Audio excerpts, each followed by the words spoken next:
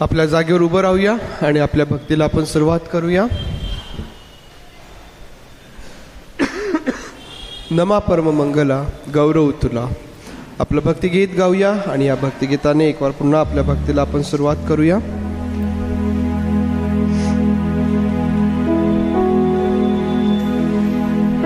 नमा परम मंगला गौरव तुला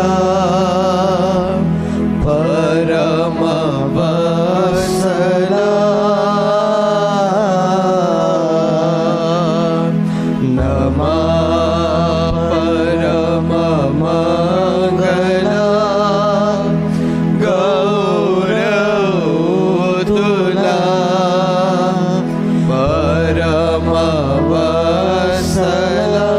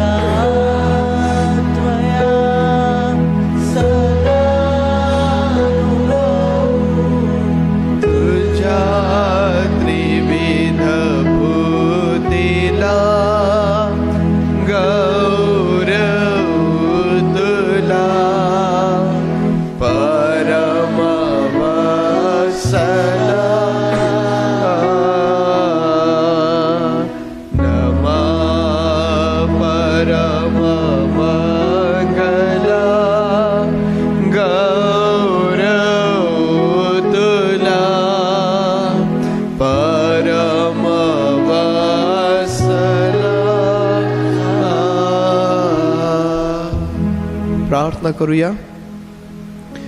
प्रभुदेव बापा, आम्ही तुझे आभार मानतो, स्तुती करतो. तुला मान, महिमा, गौरव आणि सर्व सन्मान देतो. प्रभू पवित्र देव बापा, मागील आठवडाभर तू आम्हा प्रत्येकाचा सांभाळ केलास, आमचं संरक्षण केलंस आणि आमची काळजी तू घेतली. आमच्या येण्या जाण्यामध्ये आणि सर्व गोष्टींमध्ये तू आमचं सहाय्य केलंस. याकरिता आम्ही तुझे मनापासून आभार मानतो आणि तुझी स्तुती करतो.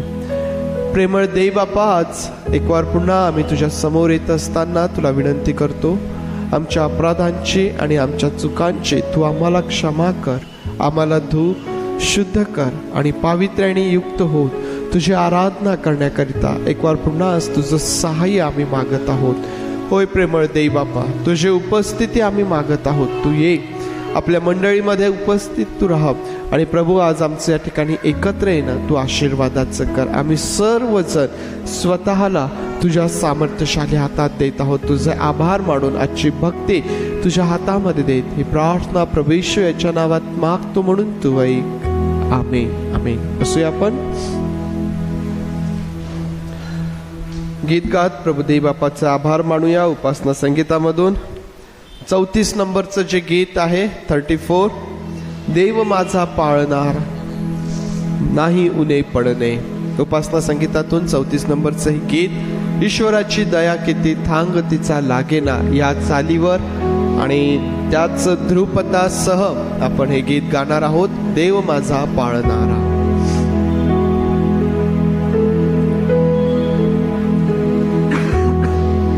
देव माझा पाळणारा नाही उणे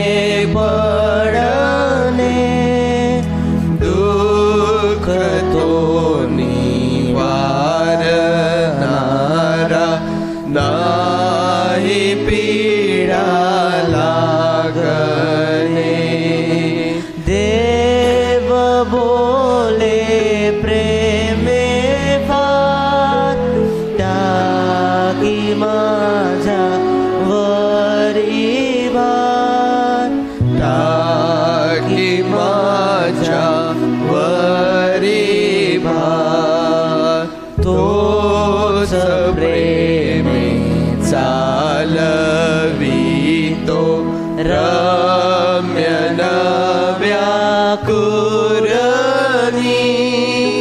शांत वसवी स्थळी तो पाची पाणी जीवनी देव बोले प्रेमे फार टाकी माझ्यावरी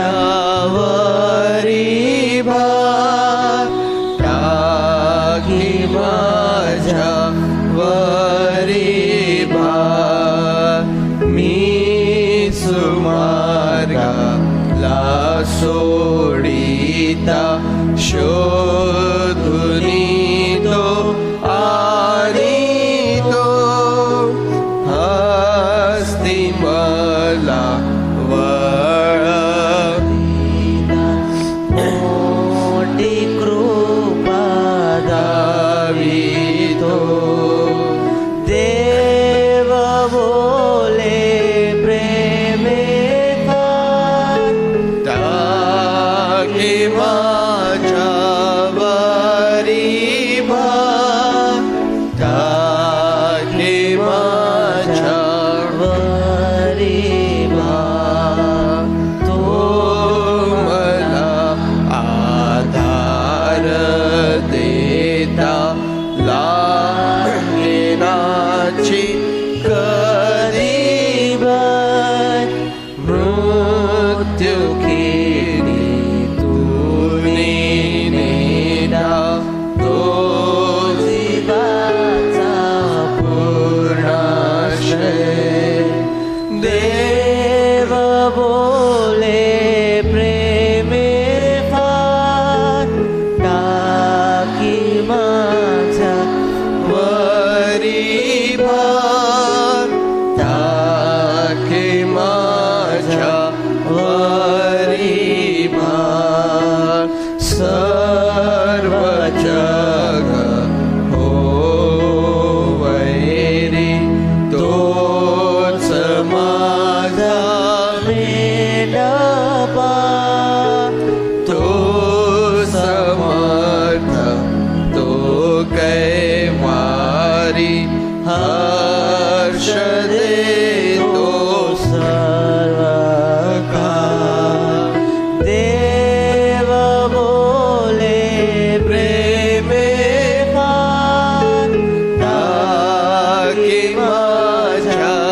माझ्यावरी भार टाकी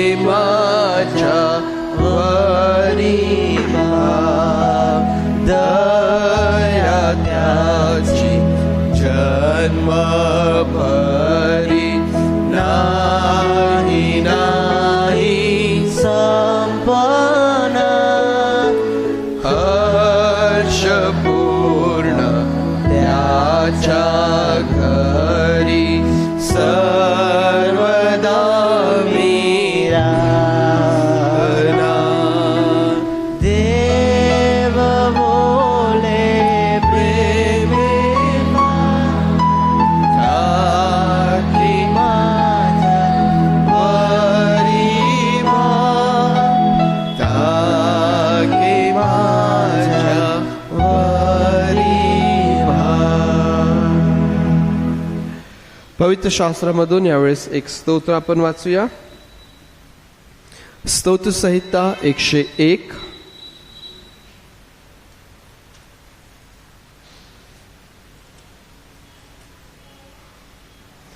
स्तोत्र संहिता 101. हे स्तोत्र देखील दावीद राजाने रचलेलं लिहिलेलं हे स्तोत्र आहे. आणि या स्तोत्रामध्ये दावीद राजा नीतीने वागण्याची जणू काही प्रतिज्ञा तो करीत आहे. स्वतःला तो उत्तेजन देतो, स्वतःला तो प्रवृत्त करतो आणि तो या प्रकारे म्हणतो, दया व न्याय ह्याविषयी मी गाईन. हे परमेश्वरा, मी तुझी स्तोत्रे गाईन. मी सुज्ञतेने सरळ मार्गाने चालेन. तू माझ्याजवळ केव्हा येशील. मी आपल्या घरी सरळ अंतकरणाने वागेन.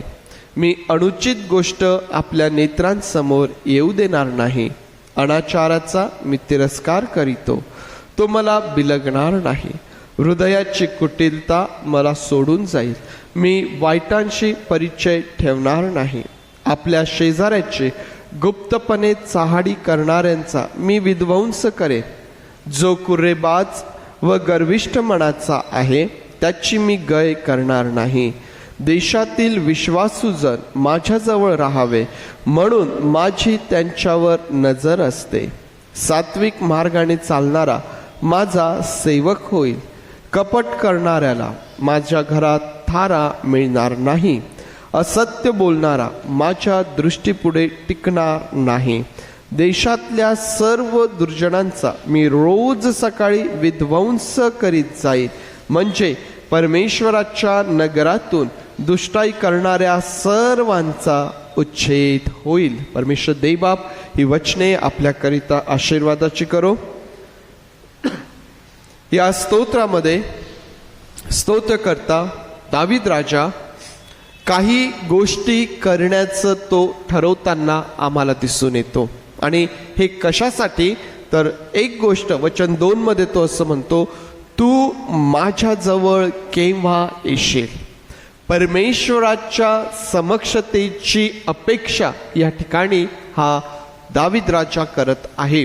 आणि परमेश्वराच्या समक्षतेमध्ये राहण्याकरिता, परमेश्वराच्या समक्षतेमध्ये चालण्याकरिता दावीद राजा या ठिकाणी काही गोष्टी करण्याचा निश्चय तो करत आहे.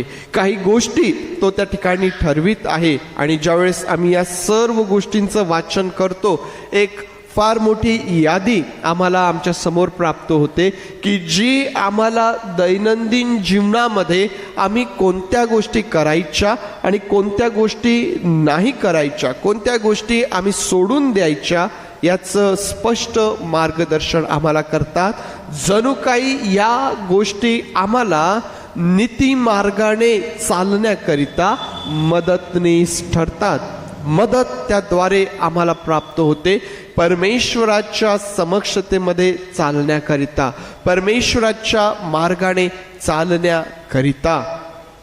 परमेश्वराची समक्षता आम्हाला आमच्या जीवनामध्ये आशीर्वादित करणारी आहे. आणि प्रत्येकालाच असं वाटतं की परमेश्वराची समक्षता माझ्या जीवनामध्ये असावी. प्रत्येकालाच असं वाटतं की परमेश्वर देवाबरोबर मी चालावं. प्रियांनो, आम्हाला जरी वाटत असलं तरी त्याकरिता आम्हाला काही गोष्टी ठरवणे, काही गोष्टींचा निश्चय करणे आणि त्या करणे ह्या आमच्यासाठी फार महत्त्वाच्या आहेत. जसं आपण मागच्या रविवारी म्हटलं की मला एक उत्तम उपासक बनायचं आहे. मी बोललो, परंतु हे बोलल्यानंतर तसं करण्याकरिता मला काहीतरी कृती करावी लागेल, काहीतरी निर्णय मला घ्यावे लागतील आणि त्याप्रमाणे मला करावं लागेल. तरच मला उत्तम उपासक बनता येईल. तरच परमेश्वराच्या समक्षतेमध्ये मला राहायचं आहे, तर त्यासाठी आम्हाला काही गोष्टी करायच्या आहेत. वचन 8 मध्ये जे तो बोलतो, देशातल्या सर्व दुर्जनांचा मी रोज सकाळी विध्वंस करीत जाईन. म्हणजे परमेश्वराच्या नगरातून दुष्टाई करणाऱ्या सर्वांचा उच्छेद होईल. प्रियांनो, दावीद राजा या ठिकाणी असं म्हणतो की मी रोज सकाळी काय करत जाईल? दुर्जनांचा मी विध्वंस करीत जाईन. परमेश्वराच्या नगरामधून त्यांना काढून टाकण्याचा, त्यांना संपवण्याचा मी रोज सकाळी करणार. आणि त्याचा परिणाम हा होईल की परमेश्वराच्या नगरामधून दुष्टाई करणाऱ्यांचा उच्छेद होईल. आज तुम्हाला आणि मला अशा प्रकारे न्याय करण्याचा अधिकार आहे काय? की हा चांगला आणि तो वाईट, हा दुर्जन आहे, हा नीतिमान आहे. आम्ही कोणाचाही न्याय करू शकत नाही. एक गोष्ट मात्र आम्ही करू शकतो आणि ती गोष्ट म्हणजे आम्ही आमच्या वैयक्तिक जीवनाचं परीक्षण करू शकतो. दावीद राजा म्हणतो की मी रोज सकाळी उठून नगरातील दुर्जनांना नष्ट करत जाईल. आम्ही रोज सकाळी उठून आमच्या जीवनाचं, आपल्या वैयक्तिक जीवनाचं परीक्षण करून ज्या गोष्टी माझ्यामध्ये अशा आहेत की ज्या परमेश्वराला आवडत नाहीत, त्या रोज सकाळी उठल्यानंतर मी माझ्यामधून काढून टाकण्याचा प्रयत्न करीत राहीन. रोज सकाळी मी ते करत राहीन. रोज काय परिणाम होईल याचा? माझं शरीर जे देवाचं मंदिर आहे ते पवित्र आणि त्याला हवं तसं मला त्याला ते सादर करता येईल. आम्ही या प्रकारे आमच्या जीवनामध्ये अशा प्रकारे परीक्षण करून स्वतःला परमेश्वराच्या समक्षतेमध्ये चालण्याकरिता तयार करू शकतो. परमेश्वर देवबाप तुम्हाला आशीर्वाद देऊ. या समय स्तुतीचा यज्ञ आपण सादर करूया. क्वायर पुढे येईल आणि क्वायर बरोबर काही वेळ परमेश्वर देवबापाची स्तुती आराधना यावेळेस आपण करूया. देवाने ही सुंदरची वेळ दिली म्हणून त्याचे आभार मानतो. यावेळेस आपण सर्वजण मिळून देवाची स्तुती करूया. उपासना संगीतमधून गीत नंबर 117 कोण मित्र येशूवाणी हे आपण गाऊया. उपासना संगीत 117 नंबरचं गीत.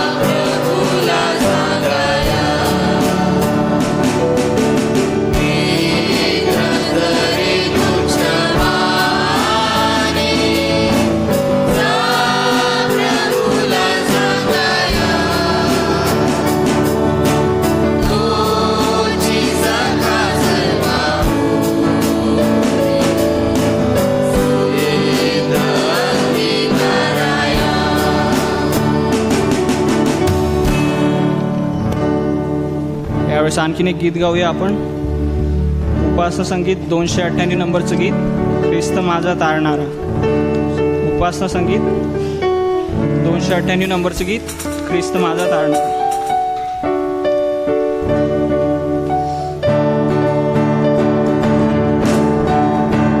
ख्रिस्त माझा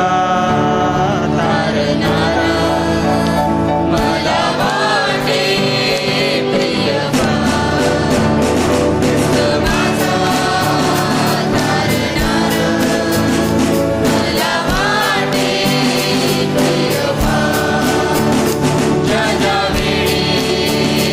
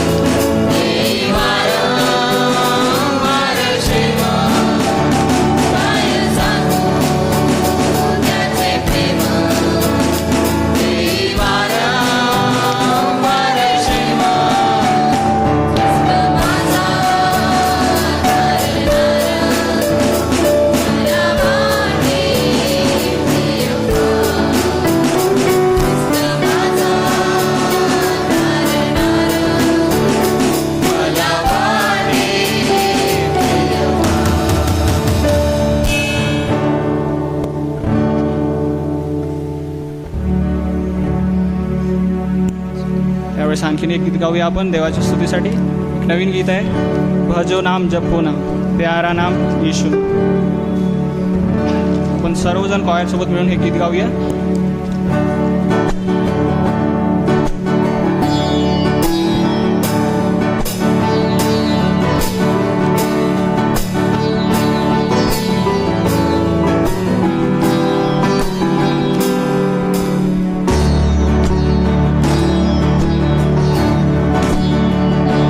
भजो नाम जपो नाम प्यारा नाम यीशु नाम. भजो नाम जपो नाम प्यारा नाम यीशु नाम. चाहे सुबह हो या शाम, चाहे सुबह हो या शाम, यीशु नाम रे. भक्ति करो मिल गाओ यीशु नाम रे. सब भक्ति करो मिल गाओ यीशु नाम रे. भजो नाम जपो नाम प्यारा नाम यीशु नाम. भजो नाम जपो नाम प्यारा नाम यीशु नाम. चाहे सुबह हो या शाम, चाहे सुबह हो या शाम, यीशु नाम रे.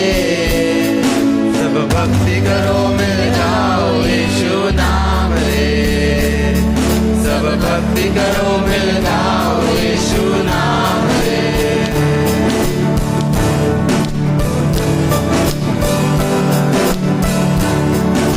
यीशु बिना एक पल नहीं, दिल ये उसके नाम दिया, दिल ये उसके नाम दिया. दुनिया में वो बात नहीं, जब कर उसको जान लिया, जब कर उसको जान लिया.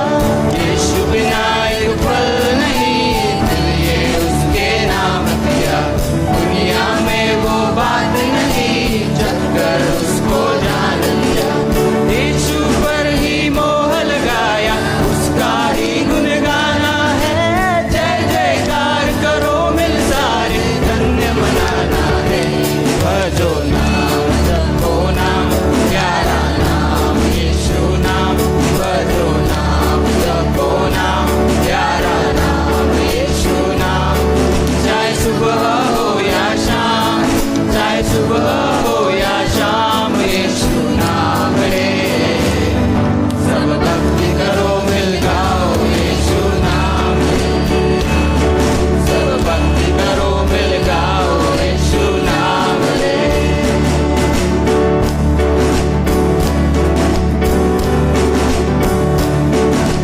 धन दौलत का मोल नहीं, तूने ऐसा दाम दिया, तूने ऐसा दाम दिया.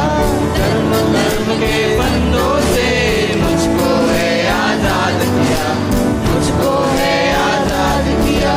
धन दौलत का मोल नहीं, तूने ऐसा दाम दिया. धर्म कर्म के बंदों से मुझको है आजाद किया. जिसने रिश्ता जोड़ा मुझसे, उसका ही गुण गाना है. जय जयकार करो मिल सारे, धन्य मनाना है. भजो नाम जपो नाम प्यारा नाम यीशु नाम. भजो नाम जपो नाम प्यारा नाम यीशु नाम. चाहे सुबह हो या शाम, चाहे सुबह हो या शाम, यीशु नाम रे. सब भक्ति करो मिल गाओ यीशु नाम रे. सब भक्ति करो मिल गाओ यीशु नाम रे. भजो नाम. भजो नाम जपो नाम प्यारा नाम यीशु नाम. भजो नाम जपो नाम प्यारा नाम यीशु नाम. चाहे सुबह हो या शाम, चाहे सुबह हो या शाम, यीशु नाम रे. सब भक्ति करो मिल गाओ यीशु नाम रे. सब भक्ति करो मिल गाओ यीशु नाम रे. सब भक्ति करो मिल गाओ यीशु नाम रे.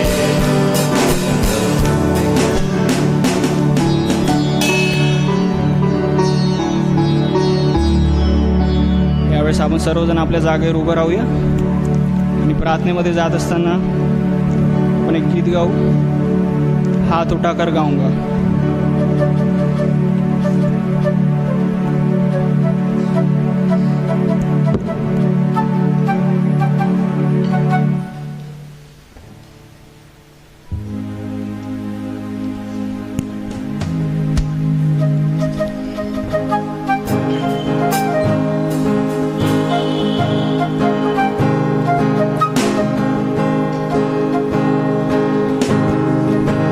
यीशु मसीह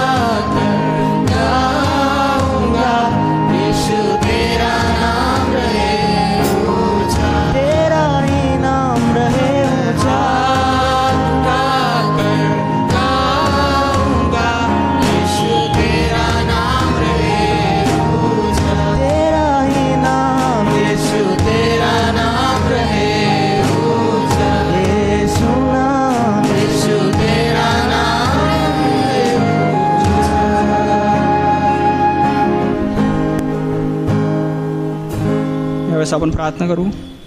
आकाश व पृथ्वी याचे सुंदरसे निर्माण करता देवप्पा, तू आम्हाला इथं घेऊन आलास म्हणून तुझे आम्ही आभार मानतो. इथं उपस्थित प्रत्येक व्यक्तीवर तू आपला आशीर्वाद दे, त्याच्या जीवनात तू कार्य कर देवप्पा. आणि देवप्पा आमच्याद्वारे ख्रिस्त दिसावा असं तू कर देवप्पा. देवप्पा आजचा संदेश आमच्यासाठी आशीर्वादित कर. आणि देवप्पा लागणारी शक्ती बुद्धी सामर्थ्य तू आम्हाला पुरव, जेणेकरून आजचा संदेश आम्हाला तो कळेल आणि आम्ही तो आपल्या जीवनात अनुकरण करू त्याचं. देवप्पा आमचं तू सहाय्य करता, तू ताळणार येशू ख्रिस्त तूच आहेस. तुझ्याच पवित्र आणि गोड नावाने मागतो म्हणतोय, आमेन. आपण सर्वजण बसूया. यावेळेस संदेशाकडे आपण जाऊया, वचनांकडे आपण जाऊया आणि मत्तयाचं शुभवर्तमान आपण आपल्या पुढे काढूया. मत्तयकृत शुभवर्तमान याचा अध्याय 15 आणि त्यामधून वचन 1 ते 9 पर्यंत मी तुमच्यासाठी वाचत आहे. मत्तयकृत शुभवर्तमान अध्याय 15 आणि वचन 1 पासून 9 पर्यंत. मग यरुशलेमेहून परुषी व शास्त्री येशूकडे येऊन म्हणाले, आपले शिष्य वाडवडिलांचा संप्रदाय का मोडतात? कारण जेवतेवेळी ते हात धुत नाहीत. त्याने त्यास उत्तर दिले, तुम्हीही आपल्या संप्रदाय करून देवाची आज्ञा का मोडता? कारण देवाने असे म्हटले आहे की तू आपल्या बापाचा व आईचा सन्मान कर, आणि जो बापाची किंवा आईची निंदा करीतो त्याला देहांत शिक्षा व्हावी. परंतु तुम्ही म्हणता की जो कोणी बापाला अथवा आईला म्हणेल, मला तुझ्यासाठी जे काही देणे भाग होते ते मी देवाला अर्पण केले आहे, त्याने आपल्या बापाचा अथवा आईचा सन्मान करू नये. अशा प्रकारे तुम्ही आपल्या संप्रदाय करून देवाचे वचन रद्द केले आहे. अहो ढोंग्यांनो, तुम्हाविषयी यशयाने यथा योग्य संदेश दिला आहे की हे लोक ओठांनी माझा सन्मान करीतात, परंतु त्यांचे अंतःकरण माझ्यापासून दूर आहे. ते व्यर्थ माझी उपासना करीतात, कारण ते शास्त्र म्हणून जे शिकवितात ते असतात मनुष्याचे नियम. परमेश्वर देवबाप ही वचने आपल्याकरिता आशीर्वादाची करो. प्रार्थना करूया. पवित्र आणि प्रेमळ देवबापा, आम्ही सर्व मान महिमा गौरव तुला देत आहोत. या समयी आम्ही आमचं लक्ष तुझ्याकडे लावतो आणि परमेश्वर देवबापा तुझ्या नावाला उंचावितो. तुझ्या वचनांवर या समयी आम्ही मनन करीत असताना तुझं सहाय्य आम्ही मागतो आणि प्रार्थना करतो की प्रभू तुझं वचन समजण्याकरिता, ते स्वीकारण्याकरिता, जीवनामध्ये ते ग्रहण करून उपयोगात आणण्याकरिता तुझं सहाय्य तू पुरव. तुझं वचन आम्हाला नवीन करतं, आम्हाला आरोग्य देतं. प्रभू हे तुझ्या वचनाचं सामर्थ्य आहे, आम्हावर तू ओत आणि तुझं गौरव तू करून घे. आम्ही सर्वजण स्वतःला तुझ्या हातात देत प्रार्थना प्रभू येशू याच्या नावात मागतो म्हणून तू ऐक. आमेन. या शास्त्र भागामधून जो विषय आज मी तुमच्या समोर ठेवत आहे तो विषय म्हणजे व्यर्थ उपासना किंवा व्यर्थ भक्ती. व्यर्थ उपासना किंवा व्यर्थ भक्ती. परमेश्वर देवाने यशया संदेष्टाच्या द्वारे अगोदरच ही गोष्ट सांगून ठेवली, आणि ती गोष्ट कोणती? की ते व्यर्थ माझी उपासना करीतात. मग आता परमेश्वर देवबाप हे कोणाविषयी बोलत आहे? कोणाविषयी तो सांगत आहे? अशा लोकांबद्दल तो बोलत आहे का की जे त्याला ओळखत नाही? तो अशा लोकांबद्दल बोलत आहे का की ज्यांची निवड त्याने केली नाही? परमेश्वर देव यशया संदेष्टाच्या द्वारे ज्यावेळेस असं बोलतो की ते व्यर्थ माझी उपासना करीतात, हे कोणासाठी तो बोलत आहे?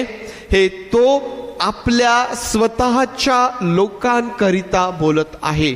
ज्या लोकांना परमेश्वर देवबापाने निवडून घेतलं, ज्या लोकांना त्याने आपली स्वतःची प्रजा असं म्हटलं, ज्या लोकांना देवाने आपलं नाव दिलं, त्यांची ओळख निर्माण केली, ज्यांच्याकरिता त्याने अद्भुते केली, त्याच आपल्या लोकांकरिता संदेष्टाच्या द्वारे, यशया संदेष्टाच्या द्वारे परमेश्वर देव बोलतो की हे व्यर्थ माझी उपासना करीतात.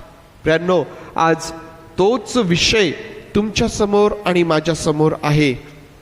तुम्ही आणि मी देखील देवाचे लोक आहोत. आपण भक्ती करणारे, उपासना करणारे, आराधना करणारे देवाचे लोक आहोत. आणि म्हणून आज आमच्यासाठी हे फार महत्वाचं आहे. मागच्या रविवारी आपण प्रत्येकाने एक निश्चय करण्याचा प्रयत्न केला, एक निर्णय घेण्याचा प्रयत्न केला. आणि तो निर्णय काय होता? मागच्या रविवारी आपण उत्तम उपासक बनण्याचा निर्णय घेतला. का निर्णय घ्यावा लागला? का आपण या विषयावर बोललो?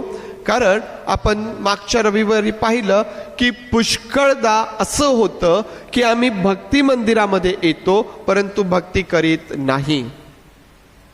आम्ही भक्तीसाठी भक्ती मंदिरात येतो परंतु भक्ती न करताच आम्ही परत निघून जातो.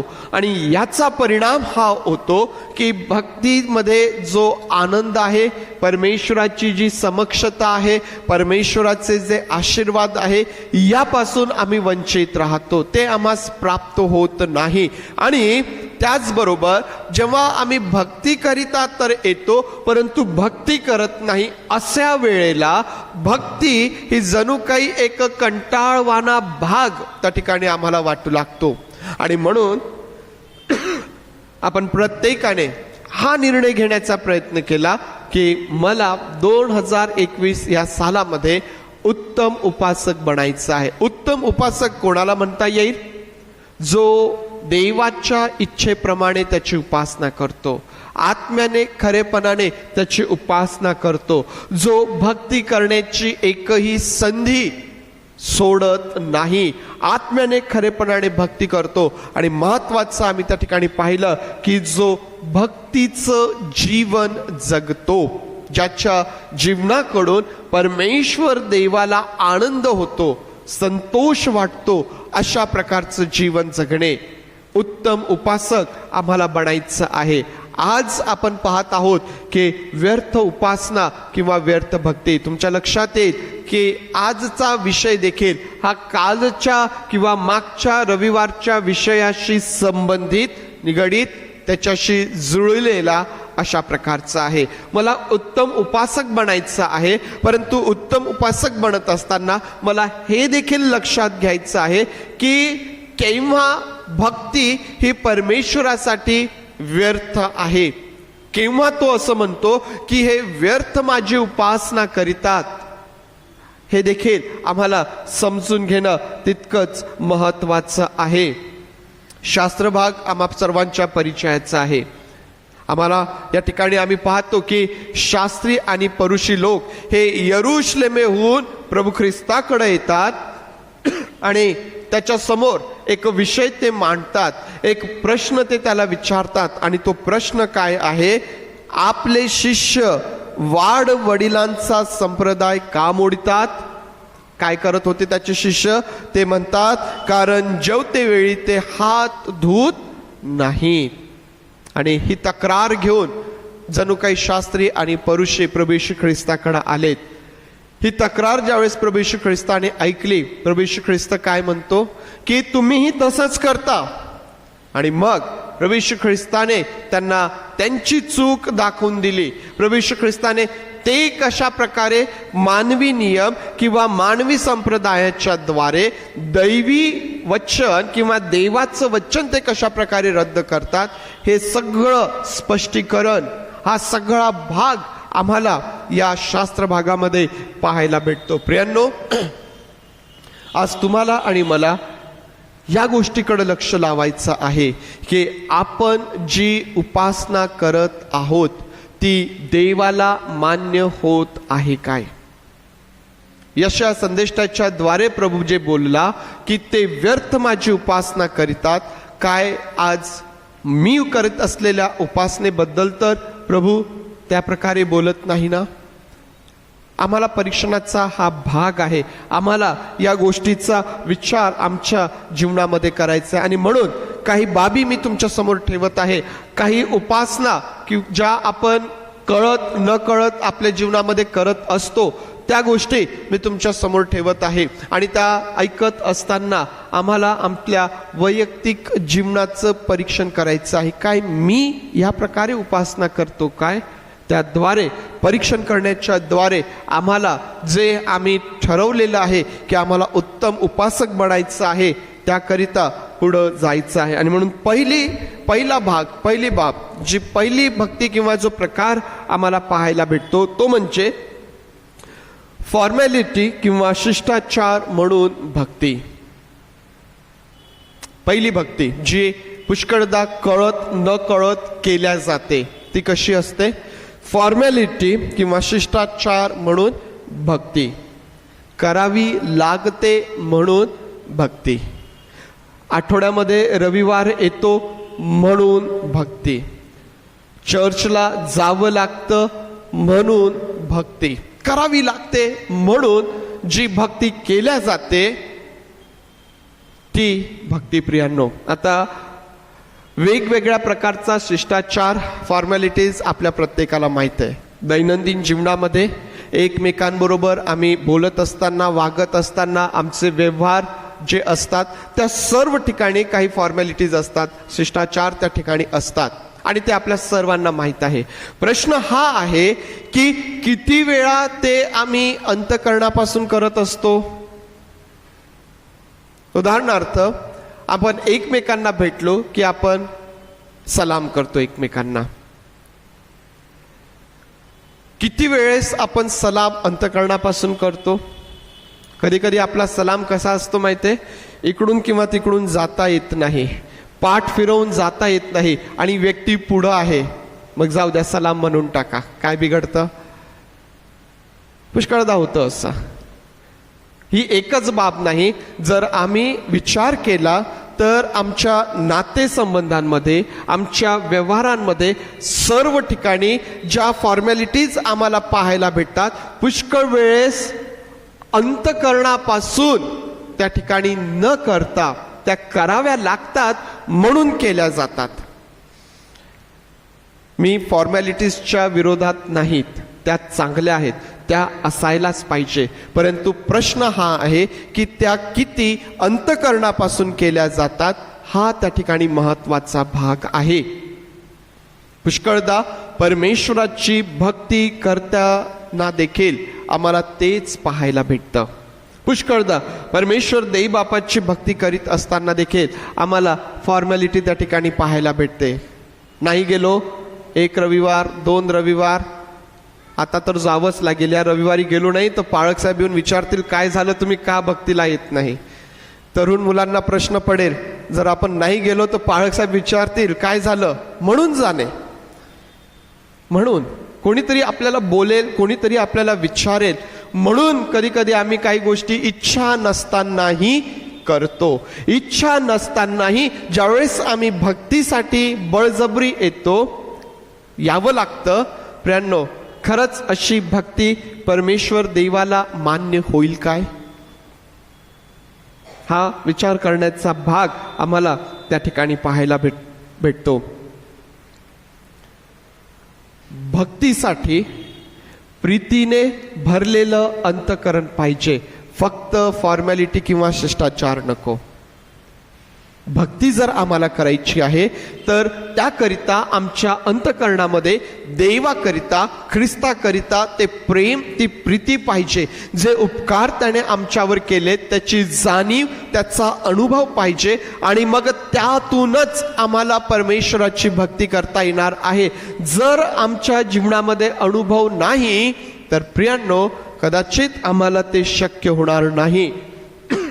तुम्हाला आठवत असेल, जर तुम्ही लूका वर्तमान 7वा अध्याय आणि वचन 36 पासून पुढे जर वाचलीत तर त्या ठिकाणी तुम्हाला शिमोन नावाचा एक व्यक्ती दिसून येईल. परुषी आहे आणि त्याने काय केलं, त्याने प्रभू येशू ख्रिस्ताला आपल्या घरी जेवणाकरिता आमंत्रित केलं. प्रभू येशू ख्रिस्त त्याच्या घरी गेला जेवणाकरिता. प्रभू येशू ख्रिस्त त्याच्या घरी जेवणाकरिता गेलेला आहे हे एका स्त्रीने ऐकलं आणि ती स्त्री पापी होती. त्या स्त्रीने काय केलं, ती त्याच्या घरी येते, प्रभू ख्रिस्ताच्या मागं उभी राहते, आपल्या आसवांनी त्याचे पाय भिजवते, आपल्या केसांनी ती पुसून काढते आणि अलाबास्त्र कुपी सुगंधित तेल त्याच्या पायाला ती लावते. आता हा शिमोन हे सगळं त्या ठिकाणी पाहतोय बरं. आणि शिमोन हे सगळं पाहत असताना आपल्या मनामध्ये तो असा विचार करतो की हा जर खरंच संदेष्टा असता, ज्या प्रभू ख्रिस्ताला त्याने आपल्या घरी आमंत्रित केलेलं आहे त्याच्याविषयी त्याच्या मनामध्ये प्रश्न आहे की जर हा खरंच संदेष्टा असता तर ही स्त्री कोण आहे, कशी आहे हे त्याला समजलं असतं.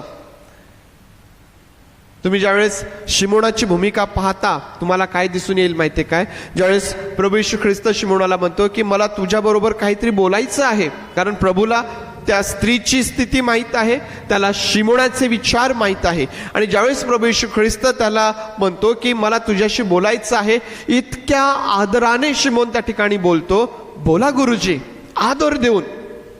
प्रियांनो, शिमोनाच्या जीवनामध्ये आम्हाला आदर आणि ती जी फॉर्मॅलिटी आहे ती पाहायला भेटेल, परंतु त्याचं अंतःकरण देवापासून दूर आहे. त्याच्या अंतःकरणामध्ये ती प्रीती नाही. आणि प्रभू येशू ख्रिस्त त्याला अगदी स्पष्ट बोलतो की शिमोन, तुम्हाला तुझ्या घरी जेवायला बोलावलं, परंतु मला पाय धुण्याकरिता पाणी तू दिलं नाही, तू माझा मुका घेतला नाही, तू माझ्या मस्तकाला तेल लावलेलं नाही. ज्यावेळेस आम्ही यहुदी संस्कृतीचा अभ्यास करतो त्या ठिकाणी त्यांच्या संस्कृतीमध्ये या गोष्टी आम्हाला पाहायला भेटतात. जसं आपल्या घरी ज्यावेळेस पाहुणे येतात त्यांचं आगत स्वागत करत असताना, त्यांचा पाहुणचार करत असताना काही नियम असतात ते आपण पाळत असतो. मग त्या ठिकाणी देखील आमंत्रित व्यक्तीला पाय धुवायला पाणी देणे, तेल आणि या सर्व त्या ठिकाणी स्वागताच्या किंवा फॉर्मॅलिटीचा तो भाग होता. प्रभू ख्रिस्त म्हणतो की तू हे माझ्यासाठी काहीच केलं नाही, परंतु ही स्त्री, हिने माझे पाय तिच्या आसवांनी ओले केले, केसांनी पुसले, माझ्या पायाला तिने सुगंधी तेल लावलं, तिने माझ्यावर प्रीती केली. मी तुम्हाला सांगितलं, भक्तीकरिता शिष्टाचारापेक्षा प्रीतीने भरलेलं अंतःकरण हवं आहे. जर आमच्या अंतःकरणामध्ये ख्रिस्ताकरिता प्रीती नाही, जर त्याची जाणीव आम्हाला नाही, तर मग आम्हाला परमेश्वराला जसे भक्ती आमच्याकडून अपेक्षित आहे तशी आम्हाला करता येणार नाही. कदाचित शिमोनाप्रमाणे आम्ही प्रभू ख्रिस्ताला आमंत्रित केलेलं असेल. उदाहरणार्थ, आम्ही चर्चला येऊ, आम्ही या ठिकाणी बसून गीत गाऊ, आम्ही टाळ्या वाजवू, कदाचित आम्ही आमचे दान दशमांश चर्चमध्ये देऊ, कदाचित आम्ही या सगळ्या गोष्टी करू, परंतु जर या सर्व गोष्टी फॉर्मॅलिटी म्हणून असतील, कराव्या लागतात म्हणून जर असतील, तर प्रियांनो, ते परमेश्वर देवाला किती मान्य होईल हा परीक्षणाचा भाग आहे, हा विचार करण्याचा भाग आहे. कारण प्रभू येशू ख्रिस्ताला फक्त ते आमंत्रण नको, तर त्या पापी स्त्रीच्या जीवनामध्ये जी प्रीती त्याला दिसून आली, ती प्रीती त्याला आपल्या प्रत्येकाच्या कडून अपेक्षित आहे. कारण तेवढंच प्रेम त्याने तुम्हावर आणि माझ्यावरही केलेलं आहे. तुमची आणि माझी स्थिती देखील त्या पापी स्त्रीपेक्षा वेगळी नाही. तुम्ही आणि मी देखील वेगवेगळ्या प्रकारच्या घाणीत आणि पापाच्या चिखलात अडकलेले होतो, परंतु ख्रिस्ताने आम्हाला त्यामधून बाहेर काढलं, आम्हाला धुतलं, आम्हाला शुद्ध केलं, त्याने आमच्यावर प्रीती केली. आणि आता ज्यावेळेस आम्ही त्याची भक्ती करतो त्यावेळेस त्याला ते प्रीतीने भरलेलं अंतःकरण आमच्या ठाई पाहिजे. जर ते नसेल तर आम्ही करत असलेली भक्ती, उपासना ही त्याच्यासाठी जणू काही व्यर्थ आहे. तो म्हणतो की हे लोक ओठांनी माझी उपासना करतात, परंतु हे करीत असलेली उपासना व्यर्थ आहे. दुसरा भाग किंवा दुसऱ्या प्रकारची जी भक्ती आहे ती आम्हाला, त्याकडे देखील आपलं लक्ष आपण लावूया. दुसऱ्या प्रकारची जी स्वसंतोषासाठी केल्या गेलेली भक्ती असते. स्वसंतोषासाठी केल्या जाणारी भक्ती. कदाचित तुम्ही म्हणाल, पाळक साहेब, भक्ती करत असताना तर आनंद आहे, परमेश्वराच्या समक्षतेमध्ये आनंद आहे, शांती आहे. होय, अगदी बरोबर आहे. ज्यावेळेस आम्ही परमेश्वराची भक्ती करतो त्यामधून तो आनंद आणि ती शांती तो आम्हाला देत असतो. परंतु स्वसंतोषासाठी केल्या गेलेली भक्ती ही ख्रिस्त केंद्रित नसून स्वकेंद्रित असते. कठीण आहे का? कदाचित शब्दरचना किंवा वाक्य तुम्हाला कठीण वाटेल, परंतु फार कठीण ते नाहीये. स्वसंतोषासाठी केल्या गेलेली भक्ती ही ख्रिस्त केंद्रित नसून स्वकेंद्रित असते. ती ख्रिस्ताकरिता नसून स्वतःच्या समाधानासाठी, स्वतःच्या आनंदासाठी, स्वतःच्या स्वार्थासाठी, स्वतःसाठी ती केल्या जाते. संपूर्ण पवित्र शास्त्र हे ख्रिस्त केंद्रित आहे. तुम्ही जुना करार वाचा की नवीन करार वाचा, अगदी स्पष्टपणे लिहिलेलं आहे की सर्व काही त्याच्याद्वारे आणि सर्व काही त्याच्यासाठी आहे. अगदी स्पष्ट आम्हाला पवित्र शास्त्र सांगतं. ख्रिस्त केंद्रित आम्हाला पाहायला भेटतं. आणि म्हणून ज्यावेळेस आम्ही भक्ती करतो ही भक्ती स्वकेंद्रित नसून ख्रिस्त केंद्रित अशा प्रकारची ती भक्ती असायला पाहिजे.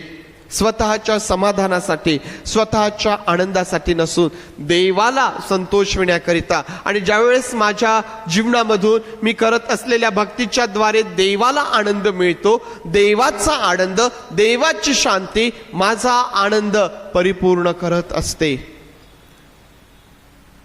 त्याचा अनुभव तुम्हाला आणि मला आपल्या जीवनामध्ये असायला पाहिजे. मी तुम्हाला सांगितलं की स्वतःसाठी कधी कधी मनुष्य करतो. वचन 4 ते 7 जर आम्ही वाचलेत तर त्या ठिकाणी आम्हाला असं पाहायला भेटतं. मत्ती 15 वचन 4 ते 7.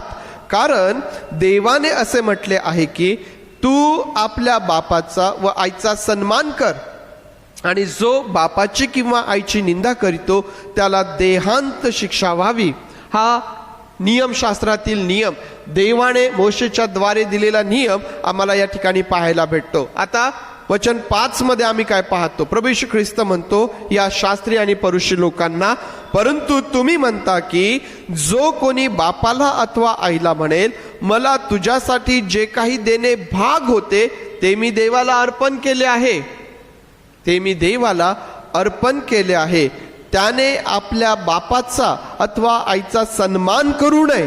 अशा प्रकारे तुम्ही आपल्या संप्रदाय करून देवाचे वचन रद्द केले आहे. काय आम्हाला या वचनांमध्ये पाहायला भेटतं की देवाचा नियम आहे की बापाचा आणि आईचा सन्मान कर.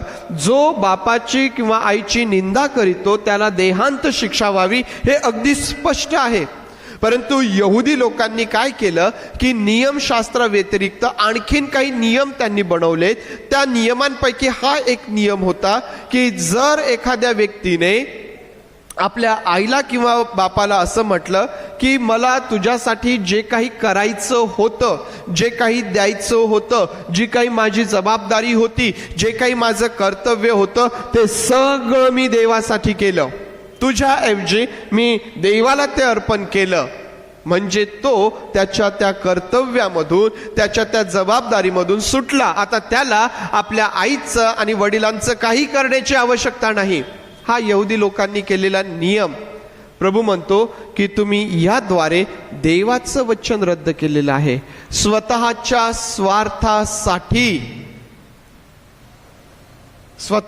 स्वार्थासाठी या ठिकाणी हा नियम आम्हाला पाहायला भेटतो. कधी कधी आम्ही देखील आमच्या जीवनामध्ये ज्यावेळेस भक्ती करतो कधी कधी ती स्वकेंद्रित असते, स्वतःच्या स्वार्थासाठी असते.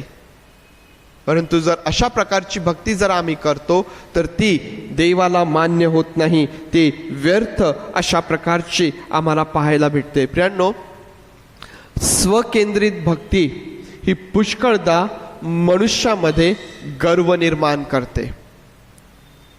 मी तुम्हाला सांगितलं की स्वतःसाठी भक्ती, स्वतःच्या आनंदासाठी, स्वतःच्या समाधानासाठी, आणि मग काय होतं की मनुष्यामध्ये तो गर्व निर्माण होऊ लागतो की मी सगळ्यात श्रेष्ठ आहे, मी सगळ्यात जास्त दान दशमांश देतो, मी उत्तम गातो, मी सगळं काही उत्तम.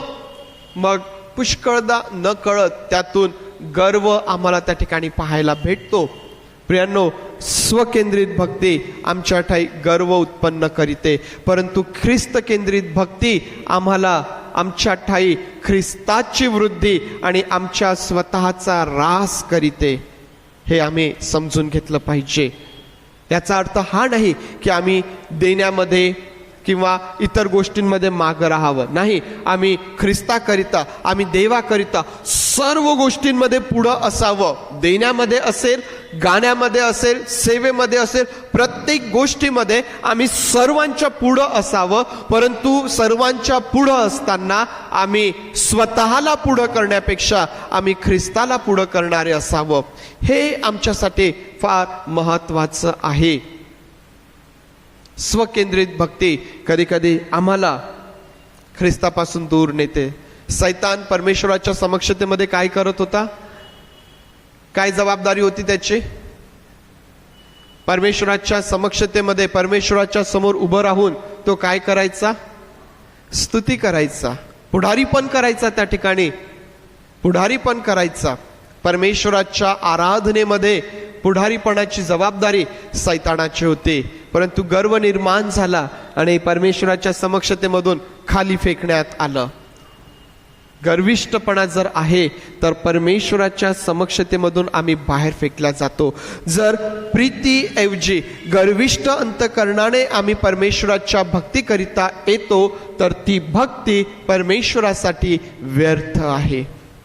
त्याला गर्विष्ठपणा नको, त्याला नम्रपणा हवा आहे. त्याला आमच्या अंतकरणामध्ये प्रीती त्या परमेश्वर देवाला हवी आहे. प्रियांनो, आज आम्हाला विचार करायचा आहे की आम्ही जी भक्ती करीत आहोत ती फॉर्मॅलिटी म्हणून आहे, ती स्वकेंद्रित आहे, स्वतःच्या संतोषासाठी, स्वसंतोषासाठी आहे. या गोष्टीचं परीक्षण आम्हाला करायचं आहे. संपवण्यापूर्वी एक गोष्ट लक्षात घ्या की उपासनेमध्ये, भक्तीमध्ये अंतकरणाचं विशेष महत्त्व आहे. कारण उपासनारूपी यज्ञ देवाला मान्य होईल किंवा ते अमान्य होईल, व्यर्थ होईल, हे आमच्या अंतकरणाच्या स्थितीवर अवलंबून आहे. लक्षात आलं? उपासना, भक्तिरूपी यज्ञ देवाला मान्य होणार किंवा ते व्यर्थ होणार हे सर्वस्वी आमच्या अंतकरणाच्या स्थितीवर अवलंबून आहे. तो स्पष्टपणे म्हणतो की हे लोक ओठांनी माझा सन्मान करीतात परंतु त्यांचे अंतकरण माझ्यापासून दूर आहे. जर आमचं अंतकरण देवापासून दूर आहे तर प्रियांनो, आम्ही करीत असलेली उपासना व्यर्थ आहे, व्यर्थ आहे. परमेश्वर देवाला काय हवं आहे? त्याला प्रीतीने भरलेलं अंतकरण हवं आहे.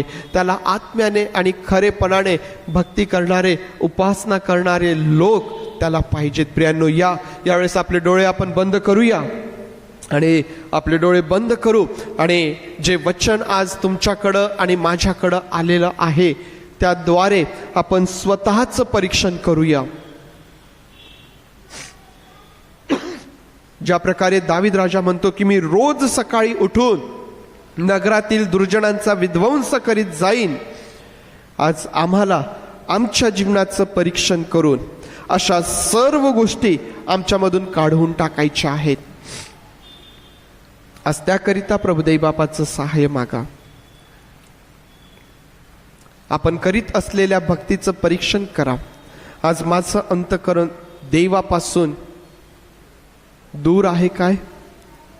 फॉर्मॅलिटी, स्वसंतोषासाठी तर मी भक्ती करीत नाहीये ना?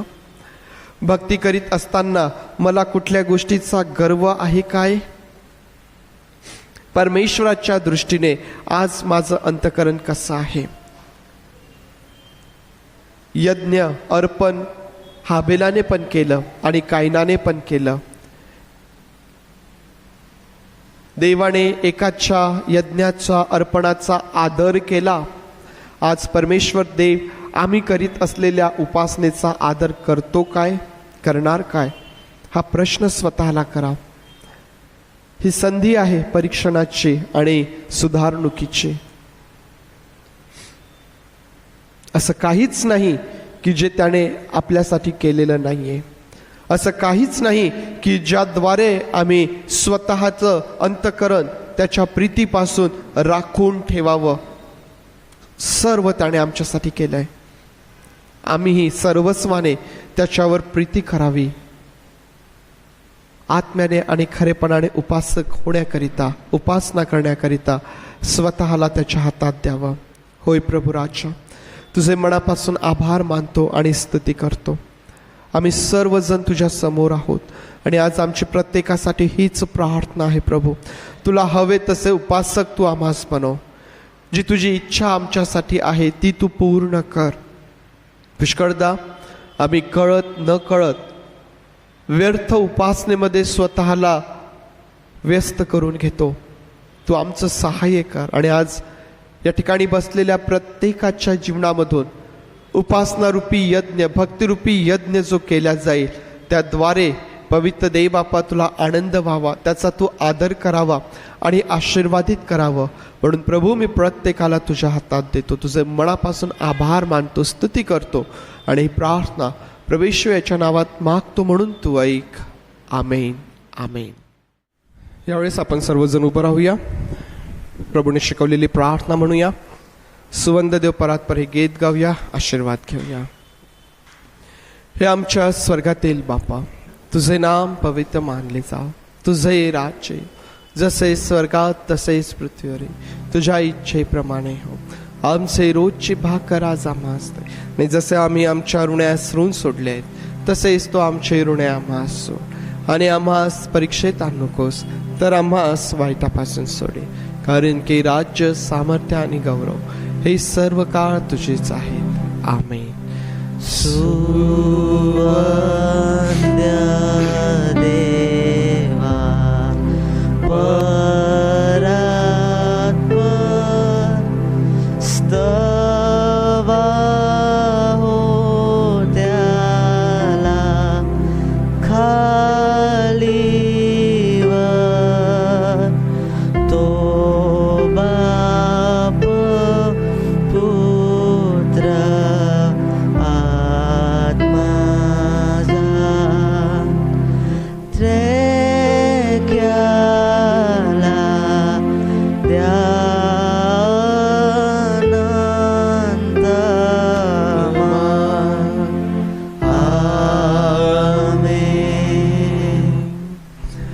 आता प्रभू येशू ख्रिस्ताची कृपा, देवबापाची प्रीती आणि पवित्र आत्म्याची सुसंगती तुम्हा बरोबर प्रभू येशू ख्रिस्त येईपर्यंत सदोदित असो.